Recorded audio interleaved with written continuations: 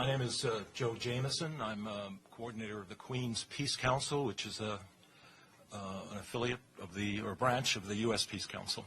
And my background is the trade union movement.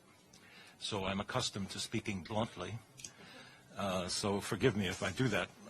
I'm reminded of the, I associate myself with all the comments of my colleagues here, but I'm reminded of the famous comment by the American writer Mark Twain, who once said that it's not what we don't know that gets us into trouble. What gets us into trouble is what we think we know for sure that just ain't so. And that's what I think of when I think about my fellow Americans and what they know about Syria and what they think they know about the war and the Syrian government and the Syrian leadership. What they think they know, I'll argue, just ain't so.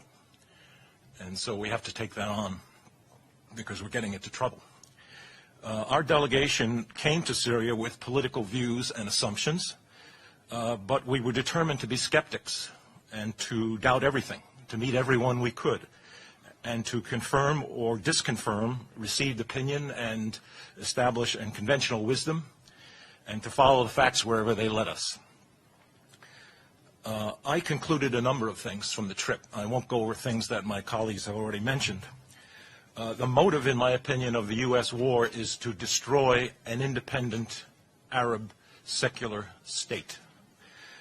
It's the last secular Arab state standing, and it wants a client regime, like Libya, like Iraq, like a number of other countries you could mention.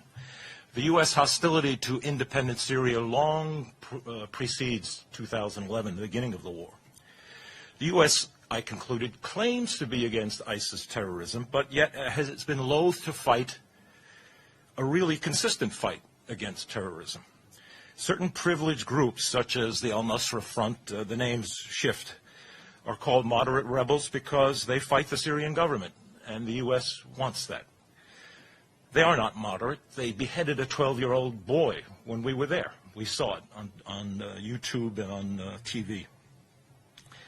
The motives of the U.S. proxy war states are somewhat different. Sectarian motives and regional power rivalries affect Saudi Arabia and Qatar. The Wahhabist ideology, the ideology of the Muslim Brotherhood, is a sick, medieval, backward ideology. It drives the Saudi state. It motivates that state to finance this war. And Damascus, by contrast, promotes a socially inclusive and pluralistic form of Islam. And we met the leaders of that form of Islam, and they are humane and democratic-minded people and have every reason to join with the American people in stopping this insane support for Wahhabism, which is behind so much terrorism in the world.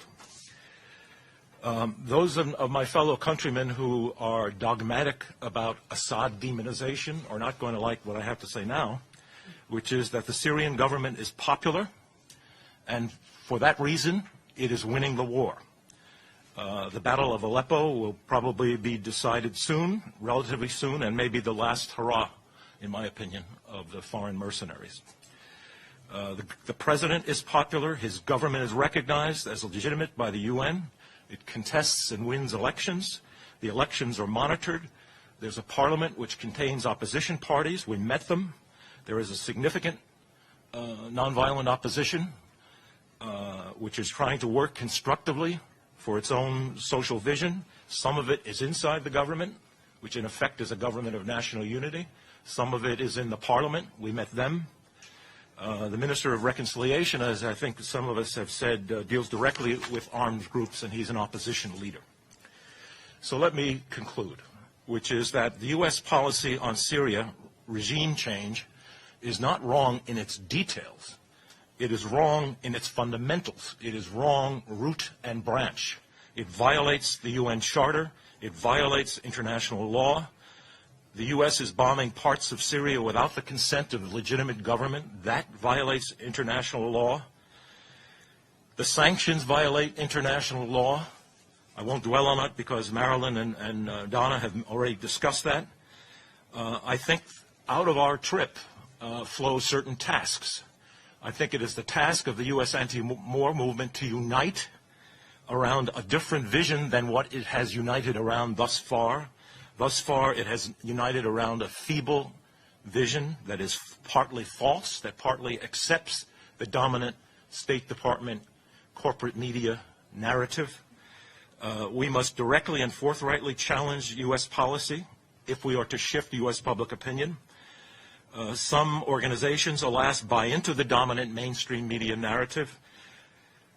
They have not covered themselves in glory by so doing. This is a dangerous moment. Without mentioning names, one of the leading, apparently the leading candidate for president is surrounded by military advisors who are talking about no-fly zones, which means air war against the Syrian Air Force and the Russians, or boots on the ground, which means U.S. invasion.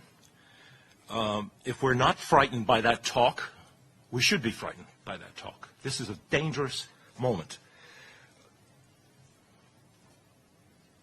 We have to change the basic U.S. policy. We need to have a different kind of anti-war movement, and we must begin to shift U.S. public opinion. Thank you.